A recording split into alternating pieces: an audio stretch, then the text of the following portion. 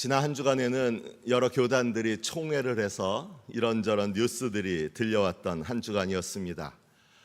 통합교단 총회에서는 성추문에 휩싸인 전 총회장이 무슨 첩보 영화처럼 몰래 교회당에 들어가 있다 숨어 있다가 깜짝쇼로 등장을 해서 한바탕 난리가 나는 일이 있었고요. 자기들 스스로 제정했던 교회 세습 금지법을 이번에는 철회하겠다고 제안을 올렸다가 결국은 무산되는 일도 있었습니다. 침례교단에서는 총회장 후보가 단독으로 출마했는데도 당선이 되지 않는 그런 일도 있었고요. 감리교단에서는 교회 세습의 그야말로 대표라 할 수 있는 목사가 이제는 감독 회장 자리까지 대물림하게 되었습니다. 합동총회에서는 뒤늦은 감이 있지만 여성 강도권이 이제라도 우여곡절 끝에 허락되었고 목사 정년 연장안은 부결되었습니다. 우리 교단의 경우는 광주 NCC 지금 총무를 맡고 있는 통합교단의 조규성 총무님이 지난 목요일에 만났더니 기장은 너무 심심한 거 아니에요? 그러면서 인사하더라고요. 특별히 별 이슈가 없는 그런 총회이긴 했지만 가까운 이웃인 광주 성감교회 박상규 목사님이 이번 총회를 통해서 총회장에 그렇게 당선되셨습니다. 이 일은 축하할 일이고요. 우리 교단에서는 특별히 이번에 총무선거가 4년을 책임질 총무선거가 있었는데 3명의 후보 중에서 한 명은 제 동기고 한 명은 또 제가 제주 노회 때부터 알고 있던 후배 목사가 동시에 출마하는 바람에 이 사람 저 사람 저에게 이런저런 얘기를 하는 통에 좀 시달리기는 했습니다. 두 후보는 후보대로 저를 소통 창구로 삼아서 이렇게 얘기해달라 저렇게 얘기해달라 저한테 자꾸 뭐 말하고 이 사람 저 사람 도대체 어떻게 돼가고 있는 거냐고 저한테 다 물어봐서 내가 무슨 킹메이커도 아니고 내가 뭐라고 이렇게 자꾸 물어보나 좀 귀찮다 하는 생각도 들었고요. 결국은 그 둘이 다 떨어졌습니다.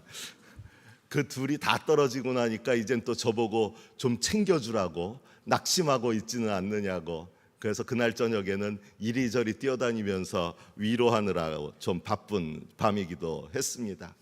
다행인 것은 물론 차이들도 있고 서운함도 있지만 그래도 크게 반목하지는 않게 된 것 같아서 그나마 다행이다 싶은 생각은 들지만요.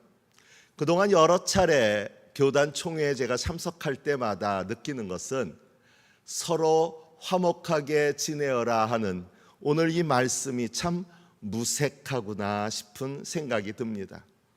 우리가 한 하느님을 섬기고 또 같은 그리스도의 길을 믿고 따른다고는 하면서도 그런 우리들끼리 화목하며 지내기가 쉬운 일이 아닙니다.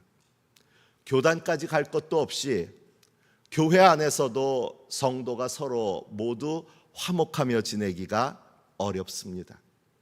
이런저런 이유로 내 편과 내 편을 나누고 서로 다투고 경쟁하며 반목하고 정죄하기까지 합니다. 서로 화목하게 지내어라 하는 이 말씀을 가지고도 서로 상대 때문에 화목이 깨어졌다고 탓하기 일쑤입니다. 우리가 사는 세상을 돌아보면 모든 영역에서 분열과 갈등이 최고조에 달한 듯합니다. 정치, 이념, 국가, 종교, 남녀, 빈부, 나이, 인종 할 것 없이 분열되어 있고 심지어는 인간과 자연 또한 갈등 관계에 놓이게 되었습니다. 하느님께서 창조하시고 보시기에 심히 좋았던 세상은 사라진 것만 같아서 안타깝습니다. 이런 세상 안에서 그리스도인의 모습은 교회는 어떻게 해야 할까를 묵상하게 됩니다.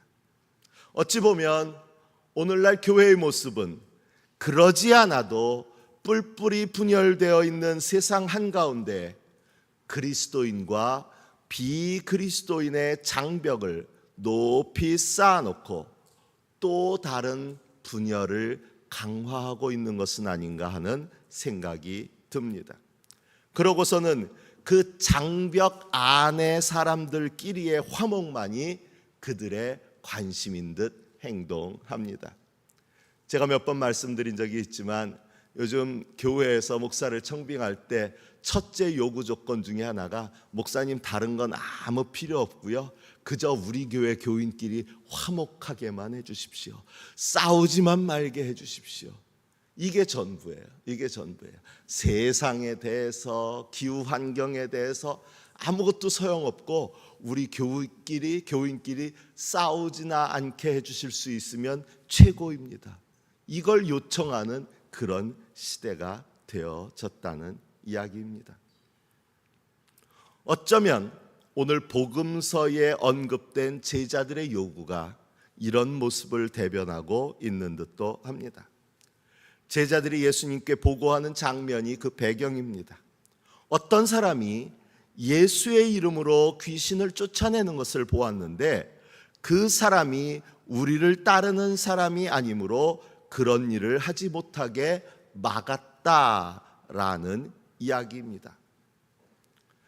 아마도 제자들은 자신들의 한 일에 대해서 자부심을 갖고 있었고 그렇게 예수님의 칭찬을 기대하며 이런 보고를 드린 것으로 생각됩니다. 그러나 이어지는 예수님의 대답은 그들의 이런 기대와는 어긋납니다. 막지 말아라 라고 말씀하십니다. 그러면서 비록 그들이 우리를 따르는 사람은 아닐지라도 우리를 반대하지 않는 사람은 우리를 지지하는 사람이다라는 말을 덧붙이십니다. 바로 이 부분에서 예수님과 제자들 사이에 중요한 차이점, 변별점이 드러나고 있습니다. 제자들의 관심은 그들이 예수의 누구의 이름으로 했느냐 하는 것도 관심이 없어요. 누구의 이름으로 했느냐도 관심이 없고 어떤 일을 했고 어떤 성과가 있었느냐 하는 것도 관심에 없습니다. 흔히 이 부분을 생각한다면요, 우리가 요즘 문제가 되고 있는 이단의 문제 생각을 해보기가 쉬워요. 그들이 과연 누구의 이름으로 교회를 하느냐? 뭐 하나님의 교회 그러면 안상홍 하나님의 교회, 그러니까 거기는 예수가 아니고 안상홍이니까 문제구나. 그러면 문제 삼을 수 있잖아요. 또는 그 교회에서 무슨 일이 일어나느냐, 뭐 치유해 준다, 그리고 교회 앞에 있는 분수에서 나오는 물을 비싼 값에 파는 그런 교회도 있는데 그 물을 마시고 효과가 있는 게 아니라 오히려 문제가 생겼다. 이러면 우리에게는 충분히 그들을 이단이라고 정죄하고 그들에게 가까이 하지 말 것을 교인들에게 이야기할 필요가 있겠죠. 그런데 오늘 제자들의 관심은요, 그들이 예수님의 이름으로 했는지 안 했는지도 관심이 없고요, 그들이 실질적으로 귀신을 쫓아냈는지 아닌지도 관심이 없습니다.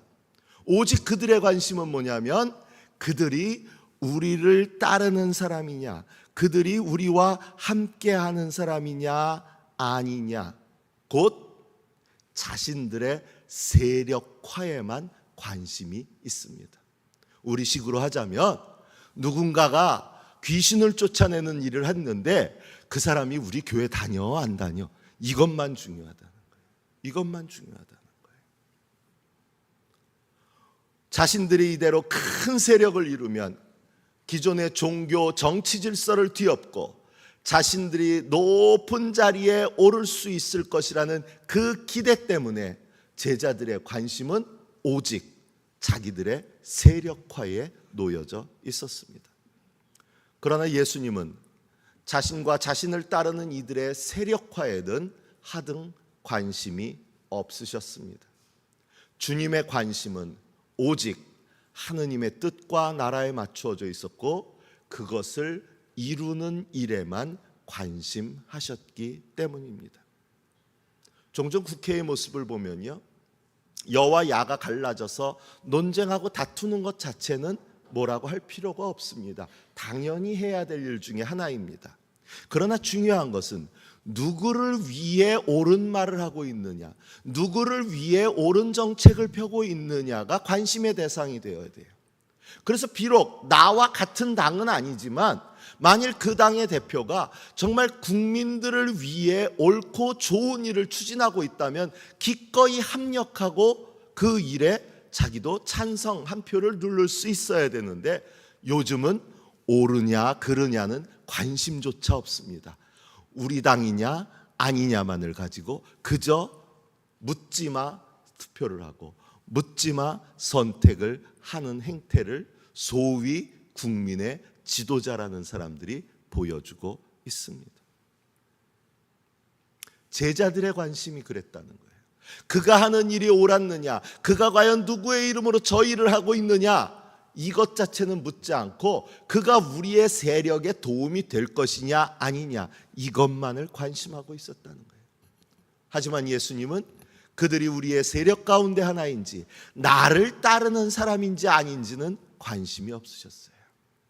오직 예수님의 관심은 하느님의 나라와 하느님의 그 뜻을 이루어가는 것에 있었고, 그 일을 이루어가는 이들이라면 우리와 함께하지는 않는다 할지라도 다 같은 하느님의 백성이다라고 받아들일 자세가 되어 있었다는 겁니다.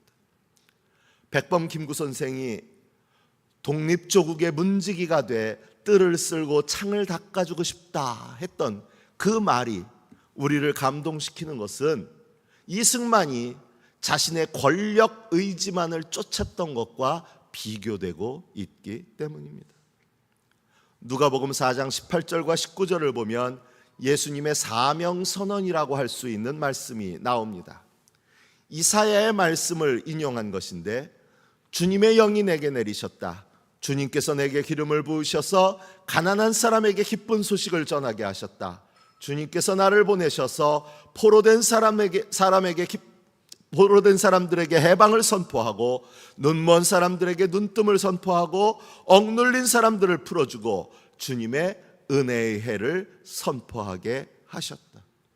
이것이 바로 주님의 주된 관심이라는 거예요. 나는 이 일을 위해서 왔다. 내 세력을 넓히고 내 세력을 높게 하는 것에는 하등 관심이 없다라는 선포예요. 그렇기 때문에 마가복음의 곳곳에서 예수님은 병자들을 치유하시고 귀신 들린 자를 낫게 하시고 배고픈 자들을 먹이십니다. 흥미로운 것은요, 예수님께서 이 모든 사역을 하시는데 정작 자신은 군중들을 피해 다니십니다. 어찌 생각한다면 더 많이 알려서 더 많은 사람들을 고쳐주시고 먹여주시지 않고 왜 알리지도 말게 하시고 그 군중들을 피해 다니셨을까? 월요일이면 가끔 저에게 전화하시는 분들이 꼭 처음에 하시는 말씀이, 월요일이라 목사님 쉬셔야 하는데 죄송해요. 그 얘기를 꼭 하세요. 월요일이라고 목사가 교인들 피해서 도망 다니면 되겠습니까? 예수님이 자신들을 고쳐주시고 긍휼히 여겨주시길 바라는 그 백성들을 만일 진짜 귀찮아서 피해 다니신 것이라면 좀 문제가 되지 않겠습니까? 왜 예수님은 그들을 피하셨을까요? 왜 예수님은 그들에게 알리지 말라고 하셨을까요? 그것이 바로 예수님이 세력화를 피했기 때문이라고 이해할 수 있습니다. 그렇기 때문에 자신들을 따라다니지는 않지만 예수님의 이름으로 귀신을 쫓는 사람들을 막지 말아라 라고 말씀하신 것입니다. 자신을 따르느냐 아니냐보다 한 사람이라도 더 귀신으로부터 노임받는 것이 중요했기 때문입니다. 그러나 제자들의 주 관심은 그들의 일원이 되어서 그들의 세력이 커지는 것에 있었습니다. 어찌 보면 안식일에 병자들을 치유하는 예수님을 시비했던 바리새인들의 모습과 다를 바가 없습니다. 바리새인들의 관심은 율법에만 맞춰졌기에 병자의 처지는 관심 밖이었습니다. 그러나 예수님은 그들 병자들의 처지, 안타까운 그 처지에만 관심하셨기에 오히려 그들에게 안식일에 선한 일을 하는 것과 악한 일을 하는 것으로 바꾸어 질문하십니다.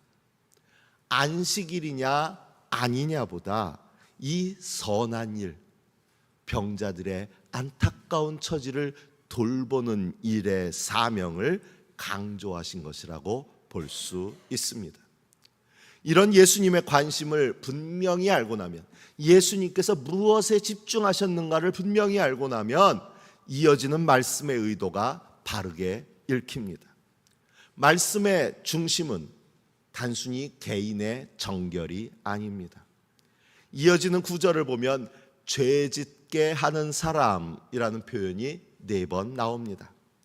이는 헬라어 스칸달리세이 번역인데 덫을 놓아서 남을 넘어지게 하다라는 뜻입니다. 바리새인들처럼 율법을 중심에 놓던, 또는 제자들처럼 세력화의 욕심, 우리 편이냐 아니냐 하는 것을 중심에 놓던, 이것이 중심이 되어서 다른 사람들을 넘어지게 하는 것을 경계하고 있습니다. 이어지는 말씀에 반복되는 지옥도 마찬가지입니다. 우리가 흔히 생각하는 사후세계의 일부가 아닙니다. 여기서 지옥으로 번역한 게헨나라는 말씀은 히브리어로 골짜기를 뜻하는 개와 사람의 이름인 흰놈의 합성어로 여호수아기에 나오는 흰놈의 아들 골짜기를 말하고 있습니다. 이는 예루살렘 남쪽에 있는 계곡의 이름으로 이방의 신을 따랐던 아하스 왕과 므낫세 왕 때에 그들이 우상 숭배에 빠져서 자식들을 불에 태워 번제물로 바쳤던 장소인데, 예레미야는 이곳을 사륙의 골짜기라고까지 부르고 있습니다. 자신들의 부귀영화를 위해서 자기의 자식을 불에 태워 바친 장소가 바로 이 게헨나, 지옥이라고 번역되고 있다는 이야기입니다. 바꿔 생각해 보면 우상에 빠져서, 자기의 이익에 빠져서, 자기의 관심에 빠져서 다른 사람의 생명을 해치는 것, 그것이 바로 지옥의 모습이라는 이야기입니다. 그렇게 생각하면 오늘 우리가 살아가고 있는 이 시대 역시 이러한 지옥이 곳곳에서 그 문을 열고 있습니다.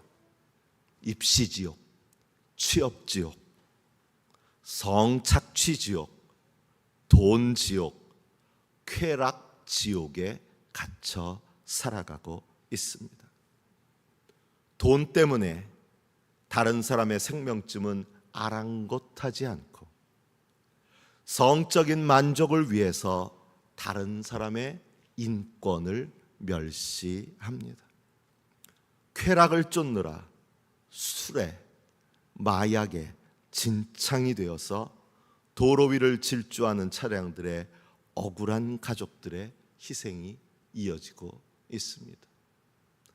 오늘 아침에도 짧은 기사 하나를 봤더니요, 멀지 않은 순천에서 있었던 일이라는데, 한 청년이 술에 취해서 새벽에 이제 막 검정고시를 다 치르고 이제 부푼 꿈을 안고 대학에 가서 좋은 시절을 보낼 꿈을 안고 돌아가던 10대 여학생 아이를 그저 찔러 죽였다는 거예요.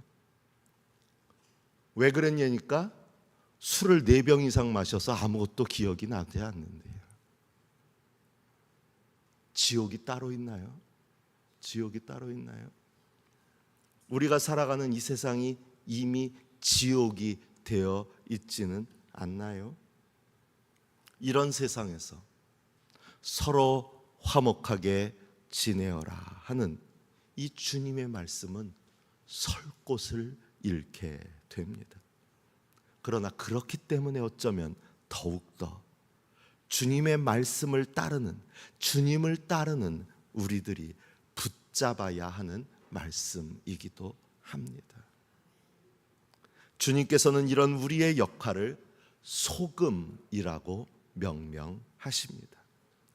지옥에 갇혀있는 이들을 구원하고 자신의 목적, 자신의 관심, 내가 원하는 것, 그 욕망에 사로잡혀서 다른 이들의 생명을 죽음으로 몰아넣는 이 지옥의 행렬을 멈춰 세우고 서로 화목하게 지내는 세상을 이루어 가라고 우리에게 명령하십니다.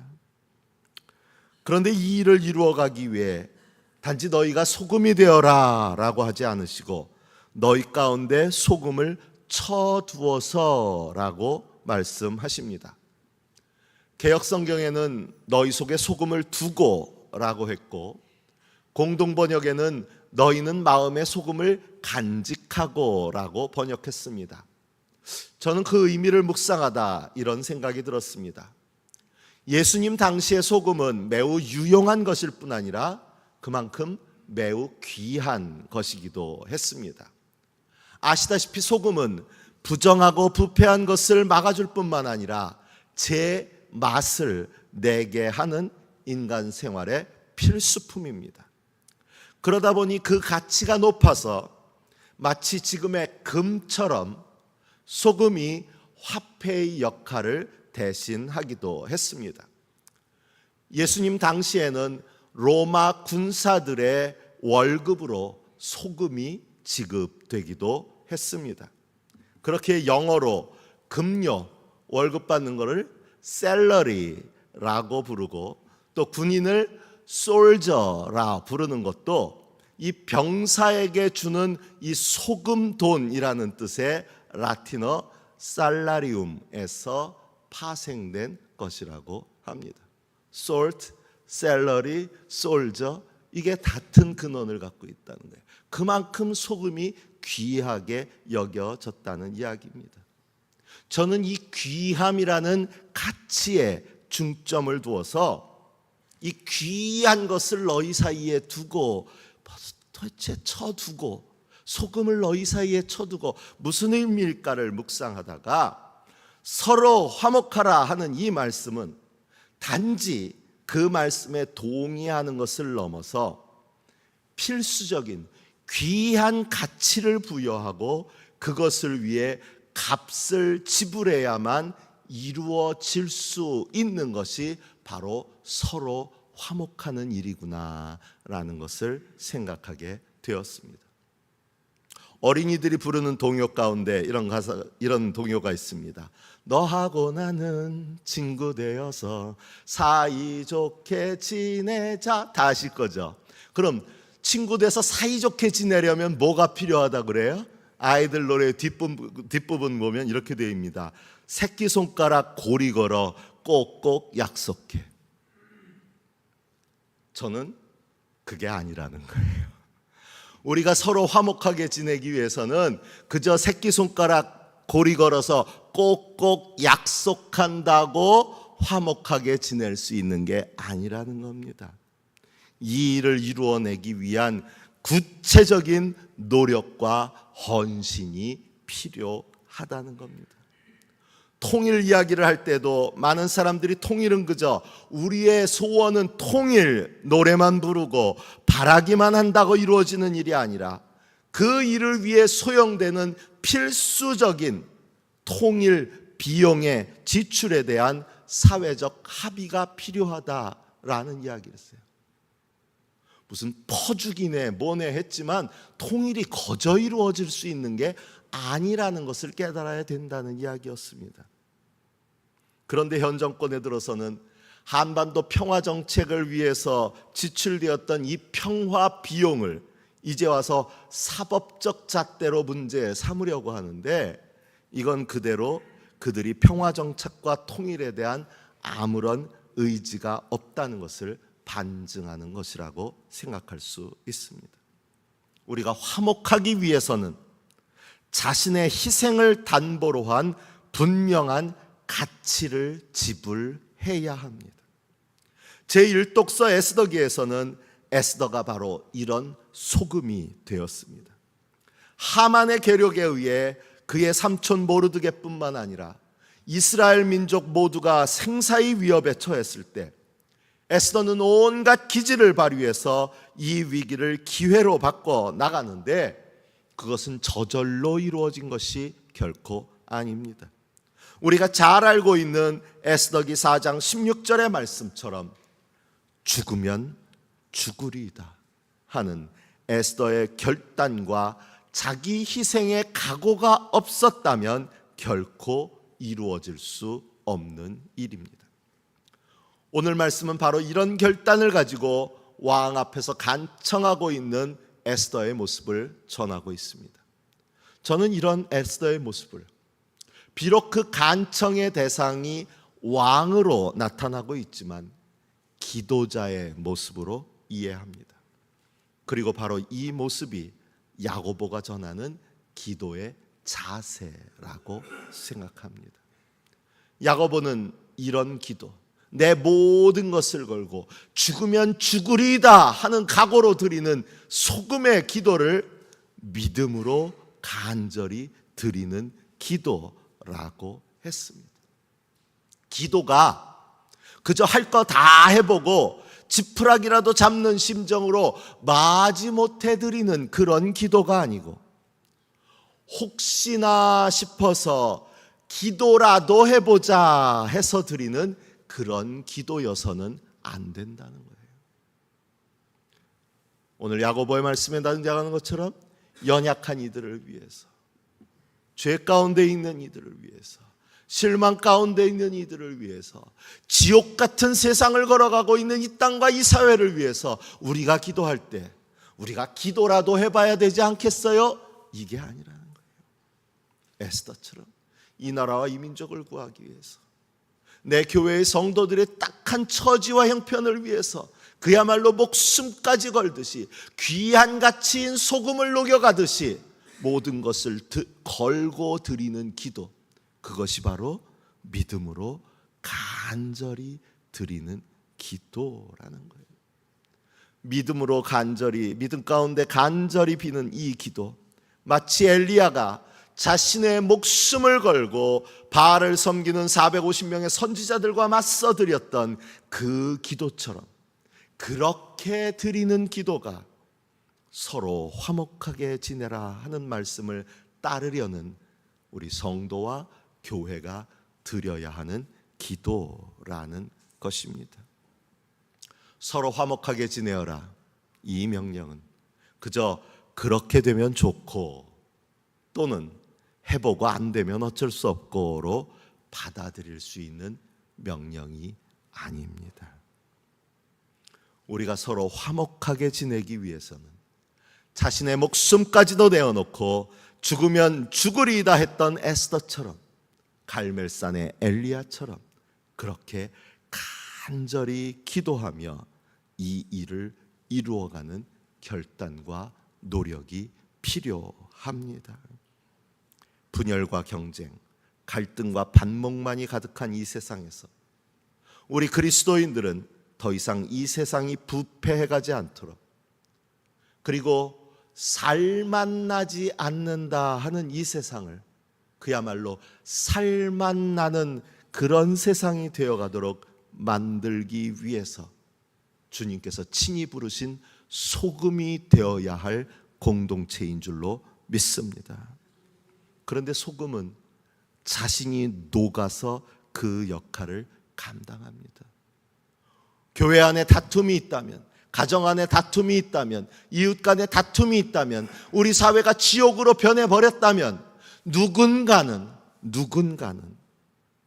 비록 손해볼지라도, 비록 그 일로 낮아져야 할지라도 소금처럼 그 역할을 감당할 때, 그때 화목의 열매가 맺어지는 것이지, 화목하게 지내어라 아멘은 했지만 손해보지 않고 낮아지지 않고 화목할 수 있는 길은 없습니다. 교회의 높은 울타리를 장벽처럼 올려서 우리끼리만 화목한 공동체가 아니라 기꺼이 세상을 위해 세상 안에 녹아져서 그렇게 모두가 서로 화목하며 지내는 교회와 세상을 만들어 가는 일, 이 일에 기꺼이 맛을 내는 소금으로 쓰임받을 수 있는 저와 여러분 우리 광주 고백교회가 되어지기를 바랍니다. 주신 말씀을 마음에 새기며 묵상합니다.